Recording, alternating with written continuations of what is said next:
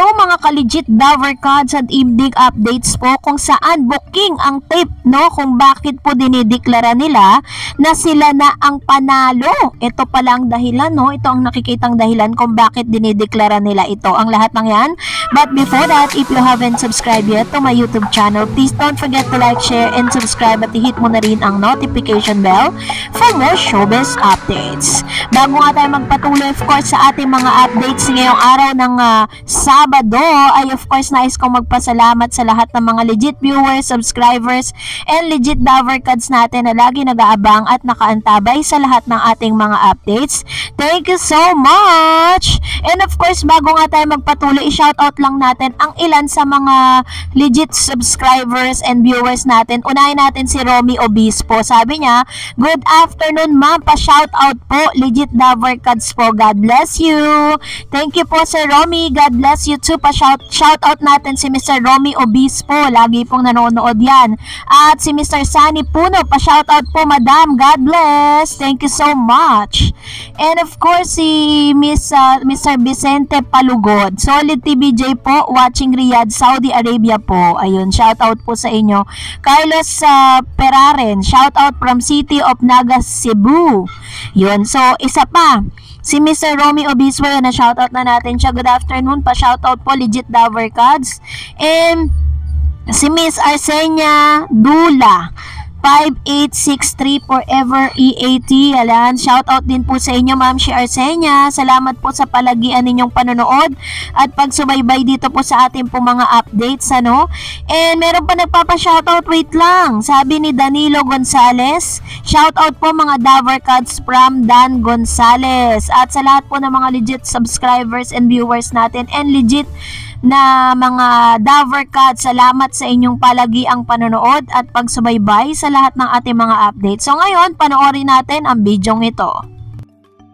Mga ka-legit Dover Cards, yung ating pong matutunghayan na video ay video po yan ng mga kaganapan kanina po sa EAT Live ngayong araw ng Sabado. Panoorin natin ang bidyong ito.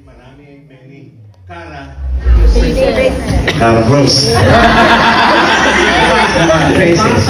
Steady faces. Kaya naman, Boss Joey, tuloy-tuloy ang ating pakikiselebrate sa Mascara Festival!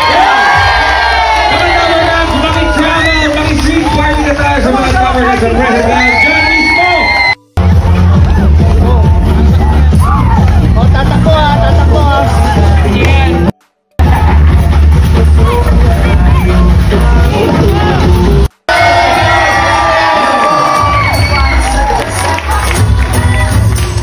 Kamusta po kayo? Ay, mabuti naman. Ay, hinihintay namin sumayaw si Tito Sen. Ano? Ay, eto na po. Eto na po. Tito Sen! Sige ka na, baba na, Tito Sen! Ang aming Chief Inspector! Nasaan ba? Ano yung tulungan to? Ay, hello po, Tito Sen! Mascara, masadya, bakolod!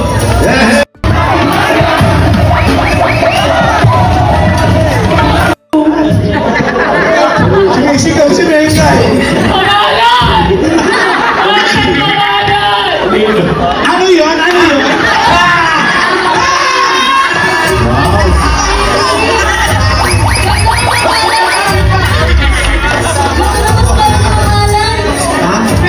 Ano sinasabi niyo? Isa ang himala! Totoo po! Bacolod Chicken!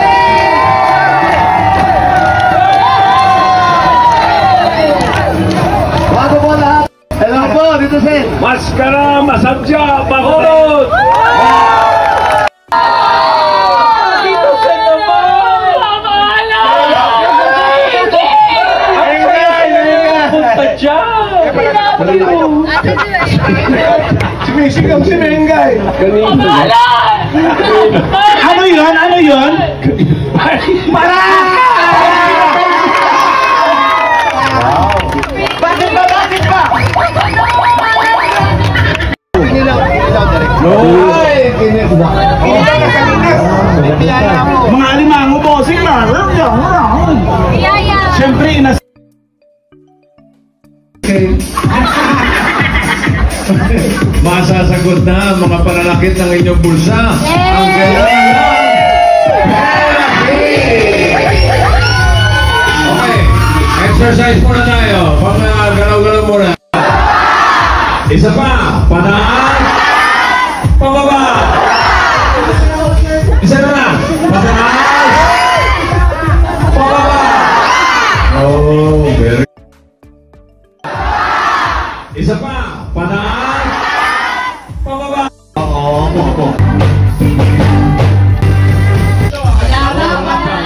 Pakita natin. Tahimik, pagtama. Renta daw, bossing. Magaling talaga tumahin si Renta. Ikaw, sino nag-ugrasa ng biyaya? May picture. Uy, sino mayor yan? Sino mayor yan? Jose, Manalo! Jose! Manalo! Jose! Manalo! Jose! Manalo! Jose! Manalo! Manalo!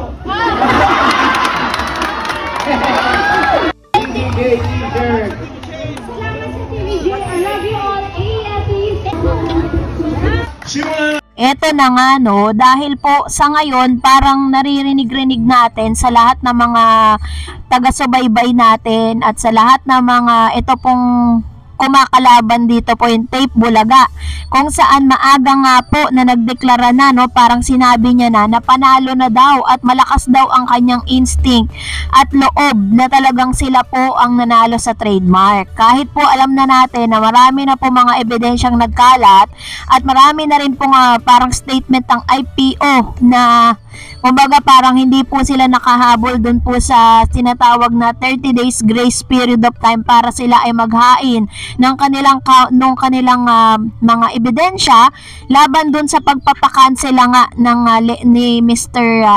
Joey De Leon sa trademark na Eat Bulaga.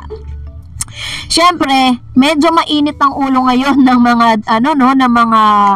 mga legit Daver Cards kasi bakit po sila nagdideklara agad-agad wala pa namang inilalabas ang Supreme Court.